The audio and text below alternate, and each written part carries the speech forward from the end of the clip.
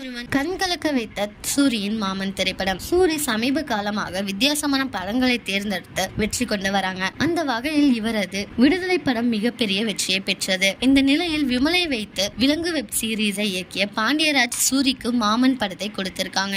இதில் சூரிக்கு ஜோடியாக ஐஸ்வர்யா லட்சுமி நடிச்சிருக்காங்க. தாய்மாமன் உறவு எத்தகைய புனிதமானது என்பதுதான் இந்த படத்தின் மைய கதையே. சமீப காலமாக வன்முறை நிறைந்த படங்கள் வெளியாகி மனதையும் மனிதத்தையும் கொன்று வருகிறது. மாமன் படத்தை போன்ற நல்ல குடும்பம் சார்ந்த கதையை இயக்குனர்கள் கொடுக்க வேண்டும் அப்படின்னு ரசிகர்கள் கேட்டுட்டு இருக்காங்க. உங்கள யார் யாரெல்லாம் மாமன் திரைப்படம் பார்க்க வெயிட் பண்ணிட்டு இருக்கீங்களோ அவங்க எல்லாம் கமெண்ட்ல சொல்லுங்க.